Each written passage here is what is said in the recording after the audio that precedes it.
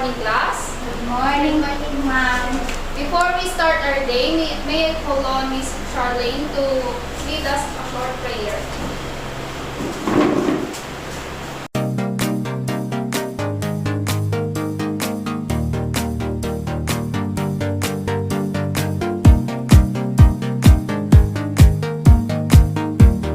Class, before we start our lesson, I will check your attendance first. Irish Dimple Nagop, Here, ma'am. Jarlene Padilla, Here, ma'am. Jasmine Kibal. No, she's absent. Okay, si Jasmine na ang wala today. Okay, moving on our lesson. Before we dig in deeper with our lesson, let us first have a short review of our past lesson. Last time, we learned about... Okay, Miss Jarlene. We learn about sources of family income, ma'am. Very good. Can you enumerate the sources of income in a household? Okay, Miss Irish. Ma'am, salaries and commission, bonus, pension, and profits. That's correct. Last, we have also 3 types of family income. What are those? Okay, Miss Irish. Ma'am, they are money income, real income, and basic income. You're right. Now, can you give me a short meaning of money income, real income, and psychic income?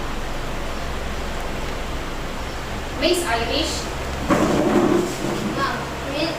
Ma'am, money income is an earning which comes to the family in terms of peso, coins, or notes in a specific period of time, daily, weekly, or monthly.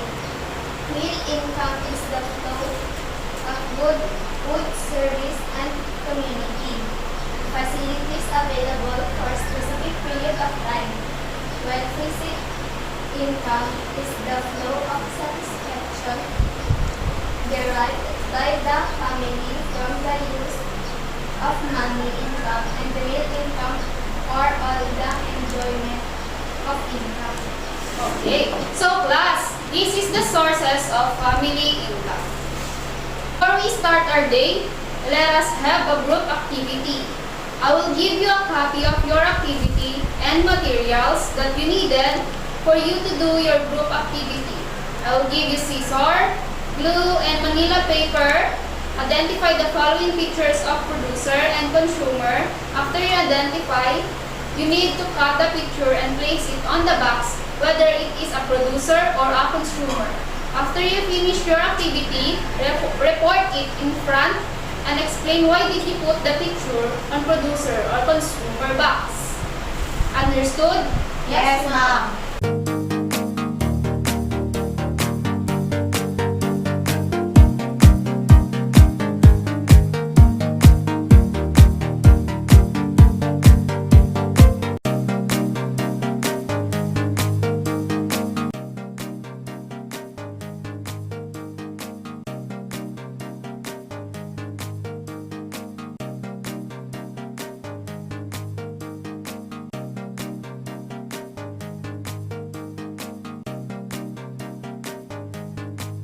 Bakit niya nilagay sa producer?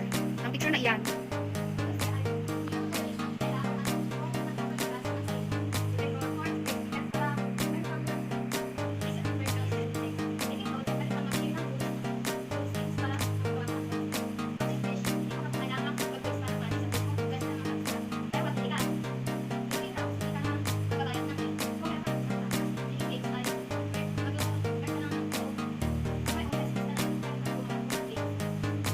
How about consumer?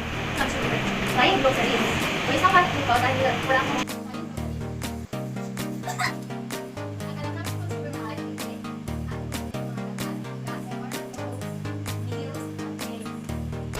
Class, today we will learn about producers and consumers.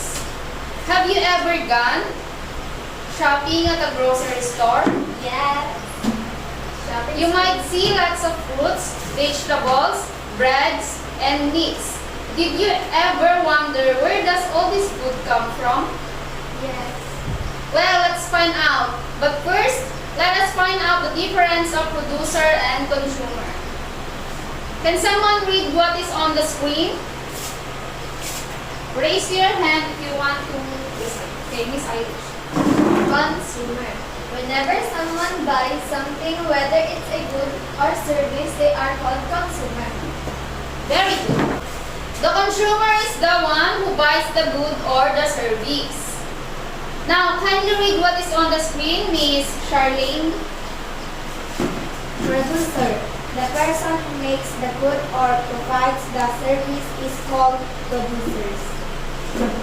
Class, remember the difference of producer and consumer. So, the producer makes it and the consumer buys it. Understood? Yes, The producer makes it, ginagawa niya. Ang consumer naman ay bumibili. Gets? Yes. Okay. Next. So, for example, here's a picture of a man who's making a pizza. This man is the Producer. okay, very good. Now, the second picture shows the people eating the pizza. These people is the consumers. They are the one that buys the pizza that the producer made. This one. This is the consumers because they buy the pizza that the producer made. Okay, another picture. Class, what do you think the man is doing? Here. Okay. He's making a bread.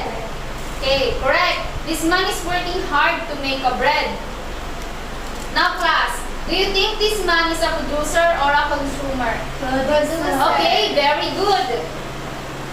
You're right. This man is the producer. He is the one who's making the bread. Okay, next. Now, class, look at the picture. This one.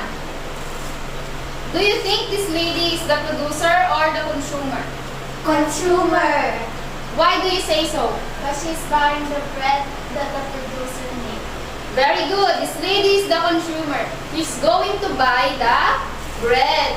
The baker made the bread, but this lady is going to buy the bread. So, she is a consumer. Now, here is another example. Look at the next picture. It's a lady giving a haircut to this man. Now, class, what do you think? Is the lady producer or the consumer? Producer. Okay, very good. Now, the man sitting in the chair, he is the Consumer. yes, or the producer. Or consumer or the producer? The man that is sitting on the chair. Consumer. Okay, yes. Very good. Now, class, can anyone differentiate the producer and the consumer? Sino ang makakapagbigay sa akin ng pagkakaiba ng consumer at producer? Okay. Producer. Ang producer ay ginagawa at ang consumer ang nagawa. Or, for example, may lalaking gumagawa ng bread, producer yun. Tapos ang babae naman ay bumibili yun. It means consumer ang babae. Very good. You got it right. Class, did you know that even you as a kid can be a producer and consumer? Look at that picture. Class, what do you think are they doing? The girl that pouring that lemon juice or orange juice is a producer. And the girl that's holding the glass is a consumer. Okay. You see the kids are either producers or consumers. So how many of these kids are producers? Ilan ang mga bata dito na producer? Dalawa. Okay. So ilan naman ang consumer? Isa. Okay. Very good. Now class, do you remember the last time you were a consumer? Think about it for a moment and share it with the class. Naalala mo ba na naging isa kang consumer? Yeah. O anong pangyayari sa araw na iyon? Kailan ka naging consumer? Was 2 years ago. 2 years ago? Hindi ka bumibili kahit ngayon? Sa kantin? Hindi ako bumibili sa kantin. Mostly sa Shopee. Okay, sa Shopee. Yes, tinatawag pa rin yun na consumer ka kasi bumibili ka online. Now, kailan ka naman naging producer?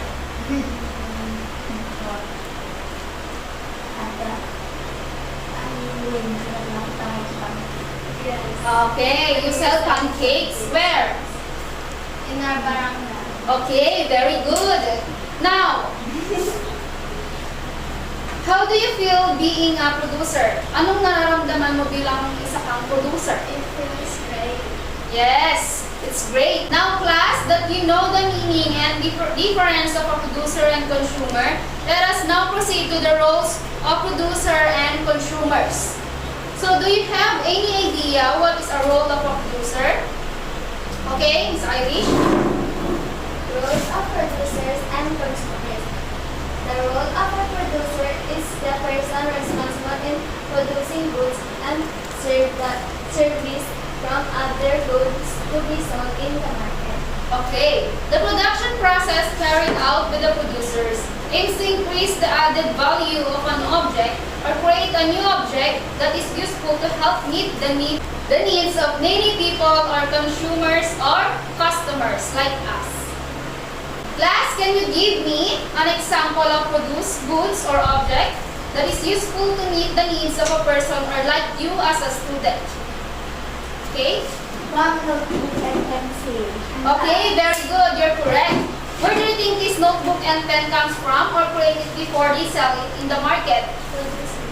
Saan to galing? Saan nila ginagawa ang notebook at pen? Bago nyo to nabibili? Okay, sa factory. Okay, very good. Those are from a company and created by businessman or woman. They are innovating products or goods to meet the need of a person. They are called producers. Class, remember the producers are also innovators. What is innovators? Creating new products. The role of a producer is to create and sell. Let us move on the role of a consumer. Do you have any idea what is the role of a consumer? Class, please read what's on the screen. Role of a consumer. The role of a consumer is to purchase goods or services of a business to help companies generate profit. Customers are important because they drive profits. Without them, business cannot continue to exist. So class, that's the end of our discussion for today. Now let us proceed to your enrichment activities. Please bring out your notebook and pen or papers. Okay, directions. Identify whether the picture is producer or consumer. Understood? Yes, Ma'am. Okay, you can now start. Are we gonna draw this? No. This is number 1, number 2, number 3, number 4. This is number 1. This is a producer or consumer.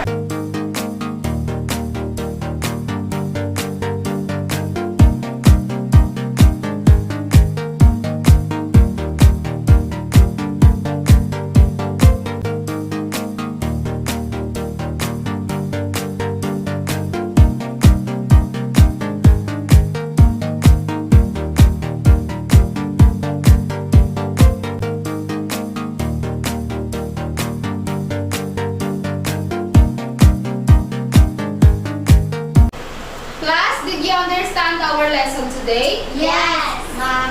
Alright, if you did, what are the difference of producer and consumer? Yes, Irish. Yes, ma'am. Ma'am, the one who buys the goods or service is the consumer, while the one who provides the goods or service is the producer. Can you give me an example of producer and consumer? Okay, Miss Charlene. Ma'am, an example of a producer is Kid selling lemonade and An example of consumer is the kid buying the lemonade from the producer. Okay, very good. Now, what are the roles of producers and consumers? Who wants to answer? The role of a producer is to create and sell, while the role of a consumer is to purchase goods or services of a business to help companies generate profits. Okay. Wow, class! You are all excellent. You got it all right. So, those are the roles and difference of a consumer and producers. Next activities. I will read the definition. Fill in the blanks, the correct answers, and answer the following questions. Understood? Yes, ma'am. Okay, you can now start.